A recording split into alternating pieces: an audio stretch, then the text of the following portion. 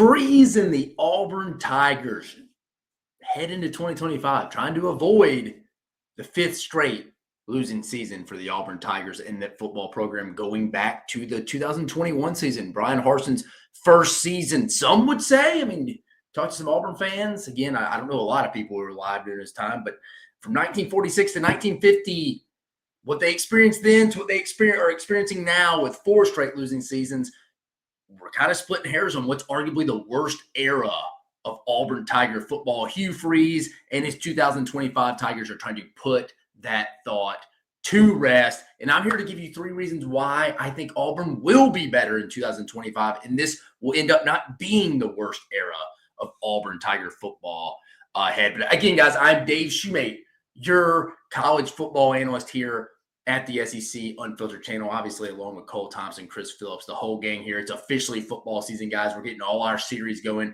Cannot wait for you to join us. If you've already been keeping up with this series, 3 reasons why your team or any of the other 15 teams will be better in the SEC. We've already done Alabama. We've already done Arkansas. As you can tell, you're smart people. You're listening to us, and you're especially smart if you're already subscribing. But you can tell we're on Auburn. We're still in the A's.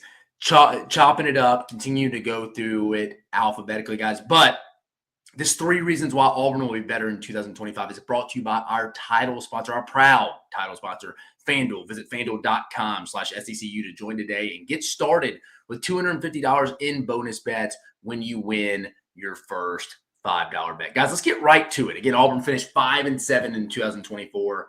There is plenty of room, significant room to improve. And I'm actually higher on Auburn than a lot of people, I think, going into the season. So this is a lot of, again, I'm as real as can be after the Arkansas one. If you listen to us, I kind of told you how I really felt, and I had to stretch on some of those 3. This one I actually believe is going to be real. And like I said, I'm higher on Auburn than most teams. But let's get right to it. The first reason why I think Auburn will be better in 2025, I think it's going to be the best offensive line they've had since 2019. I mean, think about it. That's over 3 coaching spans there. Gus Malzahn's last year in 2020, the All-SEC scheduled COVID year. Brian Harsin, 21 to 22. Then Hugh Freeze, 23, 24. And then this year, we got over 100, just over 100 starts combined returning out of the 5 for Auburn this year on the offensive line. I think 2 potential all-league guys. I think Connor Lew's right up there with Jake Slaughter and Parker Brailsford as the best centers in the league. Brailsford coming from Alabama. Obviously, Jake Slaughter coming from Florida. Jeremiah Wright's one of the better right guards in the league as well. They're bringing in 2 transfers. I mean, if you add in the transfers, who I'm talking about, Xavier Chaplin, who is an all-honorable mention guy in the ACC, and Mason Murphy coming over from USC. I mean, you combine those 2 guys, that's over 140 college starts combined that they're bringing in and have coming back. Again, guys, I'm not saying this is going to be the Great Wall of Dallas, the famous the 90s Dallas Cowboys offensive lines that led the way for guys like Emmitt Smith and Troy Aikman. But I do think this is going to be the best offensive line in the last 4 to 5 years. And guys, I'm not trying to say this is going to be an all-time great SEC offensive line, or even all-time great Auburn offensive line, or maybe not even a Joe Moore Award semifinalist. Because offensive line play, I think, across the board, even going back to the lowest level, Pee-wee, all the way through high school, college, and even the NFL level, it's hard to find big bodies that can move, guys. I think we underappreciate that as fans. And during my time, 10 years working in college football, that's always something I would tell people when they'd ask, what's something your casual fan wouldn't really know about? It's like, I think they forget how big like a unicorn, a 6'4", 6'6" person that can move and are nimble in their feet and have length and that power, that coordination. It's a very hard position to play. And again, you take experience, you take starts. Auburn, this unit has over 140 college starts. And I think it's going to be a tremendous I think it's going to be a unit that's going to be improved tremendously. If not now, when kind of deal. And I know fans hear every year how our offensive lines are going to be better each year. I mean, Alabama fans have heard it over the past 3 or 4 years, but I do think this will be their best unit since 2019. Not saying a lot, but it's a step in the right direction. So that's the first reason why I think Auburn will be improved. The offensive line will be the best Auburn has had since 2019. Reason number 2, Auburn will be better in 2025. Let's go to the defensive side of the ball, folks. One of my favorite defensive coordinators in college football, DJ Durkin. It's year 2 under DJ Durkin. I think that's why they'll be improved. Like I said, a tremendous defensive coordinator, has a real pulse for preparation and in-game adjustments. I mean, just go look at what he did first season for Lane Kiffin and through the second season right there before he came. Well, the one season, the 2 seasons he was with Lane Kiffin, 2020, 2021, and then the 2 seasons he was with Jimbo and A&M and Jimbo's last 2 years, 22 and 23. The defenses just get better in the second year. You can tell they're well prepared. Yes, I know Auburn they lost a good bit in that front seven. Jason Jones, Isaiah Rakes. Again, not real big-time difference makers, but again, it's hard to find those type of bodies on the inside. That's why people overpay in the transfer portal for offensive tackles and interior defensive linemen. They're just hard to find. So if they're playing, collecting some tackles, eating up 2 gaps so linebackers can eat, you're going to take that as a defensive coordinator. So they're losing something there, especially on the interior of the defensive line. But I think the secondary is going to cover up a lot of holes. Very deep unit there. They had a lot of guys that had to play, and they're all back. I think this unit, they gave up only 12 they only surrendered 12 passing touchdowns last year. That's phenomenal. And I think Durkins, he's smart enough to know they have some question marks on the interior, but I think the combination of the edge players, I really do. I think they got Keldrick Faulk's one of the best pass rushers in the league. And from people I talked to Auburn, Karan Crawford is a kid to kind of keep an eye on. He could be a big-time kid, too, and if Amarius Williams develops as well. So I think the edges are fine. I think it's really just the interior. Them losing some guys outside of DeMarcus Riddick, who's still a young cat. You lost Key and Asante Samuel. So I think you losing some of those guys, there could be some early learning curves at the inside backer spot. But the back end, man, like I said, you can do a lot of different chess pieces if you go 5 to 7 deep, 5 to 6 deep, and you feel good. Because, again, you're in nickel and dime packages. If people don't know what that is, nickel, you're playing with 5 defensive backs. Dime, you're playing with 6.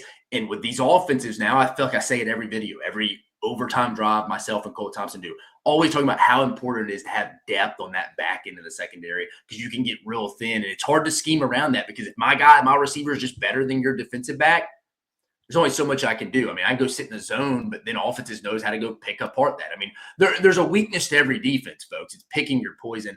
I think there's a lot of chess pieces on that back end that DJ Durkin has. And I think just year 2, people are going to be more comfortable in the system. And I think by midway, once they get that interior, the bodies, the rotations they want on that interior defensive line at the inside linebacker spot, DeMarcus Riddick continues to get his feet wet. I think this is going to be an improved unit. I'm very confident. I'm very confident in my first 2 reasons why Auburn will be better in 2025. Again, the offensive line is going to be as good as it's been since 2019. And I think just year 2 under DJ Durkin, everyone's going to settle in better. And again, he's one of the best preparers in the sport. And number 3, I believe this too. The third and final reason I think Auburn will be improved in 2020. They're not going to lose every close game like they did in 2024, folks. They're not. I mean, I hate to say that. I strongly dislike what I'm about to say. Don't hear me wrong, people. I don't hate that I'm saying I think Auburn's going to win more close games than they lost last year. I strongly dislike what I'm about to say. But Auburn was better than their 5-7 record was last year. I know a lot of people are, well, you are what your record says you are. And I don't really believe that either because all schedules aren't created differently or all created differently. Auburn lost more games than they won. And I say that. That's usually how football and sports work in general. More games are lost than they are won. Whoever commits the most mistakes is usually going to lose that game. I mean, Auburn was plus 62 yards per game in league play last year and finished 2-6 in league play. That wouldn't happen if they did that 9 more times. If they averaged if they were plus 62 yards per game in league play, I promise you they would not go 2-6 in league play. I mean, it was a significant improvement. They were minus 45 yards per game in Hugh Freeze's first year in 2023. Massive improvement. Massive improvement. I mean, think about it.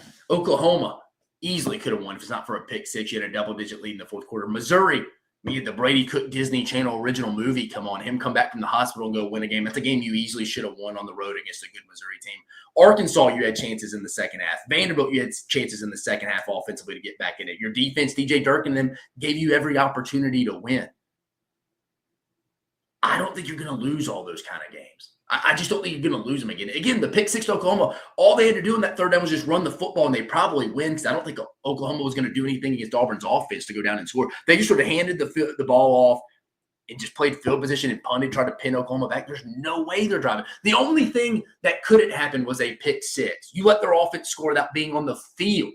So again, I don't think you're going to have those type of collapses again. Also think the schedule is very beneficial. I mean, you can make a case going into the season.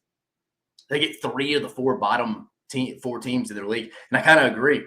I've said it, if you follow our stuff, not real high on Arkansas going into the year, not real high on Kentucky going into the year. And I think the book's going to be out offensively on Vanderbilt a little bit. Again, Vanderbilt's not going to be bad and be competing for a bowl spot, but it wouldn't shock me if they're just in that 4 to 7 range a little bit. Again, more film. People are going to get adjusted. Vanderbilt's not going to sneak up on people this year. And that's a guy that respects the hell out of Diego Pavia. I'm just calling a spade a spade. And then they get Missouri at home, who doesn't have really much production at all returning offensively. It's at Auburn. It's at Jordan-Hare, a game Auburn should have won last year. I don't think Missouri's going to be as good as they were last year. A very winnable game. So half your league games outside of the Georgia and Alabama games that you both get at home, and you just got to go on the road at A&M and at Oklahoma. Granted, early, we'll find out. But, I mean, if they just split those 2 games, I mean, Auburn's got a real beneficial schedule, and they did last year. Again, I just don't think they're going to lose all these close games, because if you go look in depth just past the surface level, this was a significantly improved team last year. The quarterback spot got them beat quite a bit.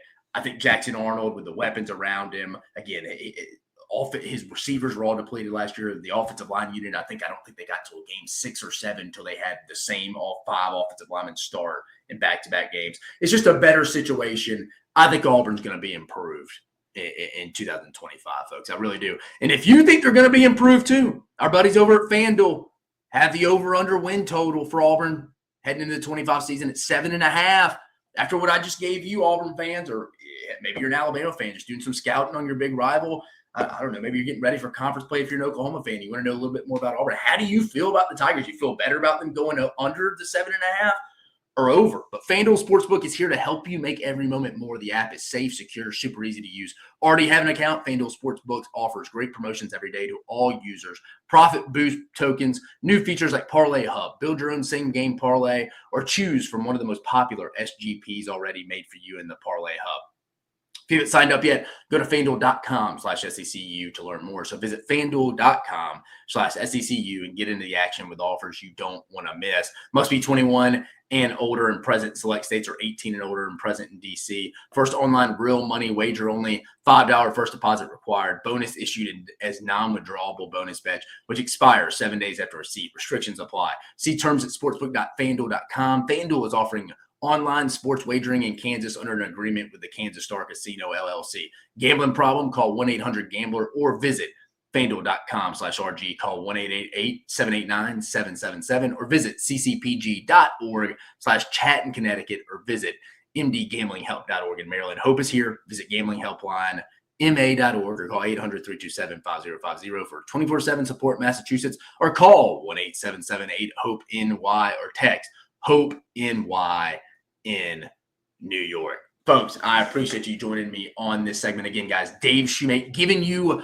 3 reasons why the Auburn Tigers and Hugh Freeze will avoid the continuing conversation of the worst kind of 4 to 5 year period of Auburn history, going back just past post-World War II. But again, I think Auburn's going to overachieve here this year. I do like them. Again, at the end of each segment, I give my real thoughts and opinions on this. I think these 3 reasons why were pretty easy, and I actually feel at least 2 out of the 3 are going to come to fruition, guys. But again, for Dave Shumate, the family here at the SEC Unfiltered channel, I appreciate you joining us. You have a great rest of your day.